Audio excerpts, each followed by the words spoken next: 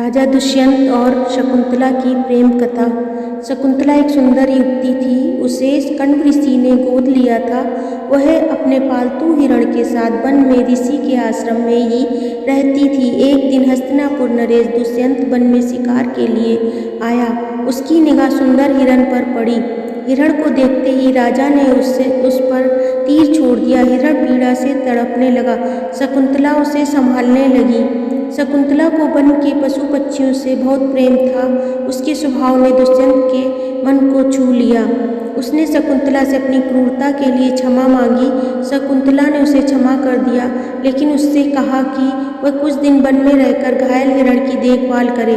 शकुंतला और दुष्यंत एक दूसरे से प्यार करने लगे। दुष्यंत ने शकुंतला से विवाह कर लिया। उसे अपना नाम लिखी एक अंगूठी भेंट की। शकुंतला को उसने वचन दिया कि वह जल्दी लौट कर आएगा और अपने साथ शकुंतला को भी ले जाएगा। एक दिन दुर्वासा ऋषि शकुंतला के आश्रम में आए। उन्होंने द्वार से ही बार बार पानी मांगा, लेकिन अपने पति के बारे में सोचने में मगन शकुंतला ने उन पर ध्यान नहीं दिया। दुर्वासा ने बहुत अपमान महसूस किया और बहुत क्रोधित हुए। उसने तुरंत शकुंतला को श्राप दे दिया कि वह जिसके बारे में सोच रही है वही उसे भूल जाएगा। जब शकुंतला ने यह श्राप सुना तो वह भयभीत हो गई और वह दुर्वासा से क्षमा मांगने लगी। ऋषि ने कहा कि वे अपने श्राप वापस नहीं ले सकते, लेकिन उसमें कुछ बदलाव जरूर कर सकते हैं। इतना कहकर वे बोले कि जब वह उसकी दी हुई कोई भेंट उसे दिखाएगी तो उसे सब याद आ जाएगा। श्राप के असर से दुष्यंत शकुंतला को भूल गया।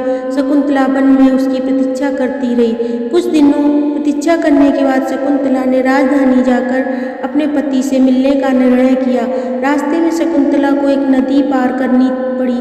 दुष्यंत की दी हुई अंगूठी उसमें गिर गई। एक मछली ने उस अंगूठी को निगल लिया। जब शकुंतला राजा के महल पहुंची तो राजा ने उसे नहीं पहचाना। दुष्यंत से शकुंतला से अपनी पहचान साबित करने को कहा। शकुंतला तो उसकी दी हुई अंगूठी खो चुकी थी। रोते रोते उसने राजा को वन में अपने साथ बिताए दिनों की याद दिलाने का प्रयास किया, लेकिन राजा को कुछ भी याद नहीं आया। निराश होकर शकुंतला राजमहल से निकल आई। ग्लानि के कारण वह अपने पिता के आश्रम में नहीं लौटी। वह वन में ही किसी अन्य स्थान पर रहने लगी। वहीं पर उसने एक बच्चे को जन्म दिया। बच्चे का नाम उसने भारत रखा। भारत बहुत वीर बालक था। वह वन में पशु पक्षियों के साथ खेल कूद कर बड़ा होने लगा। एक दिन एक मछुआरा एक अंगूठी लेकर राजमहल आया।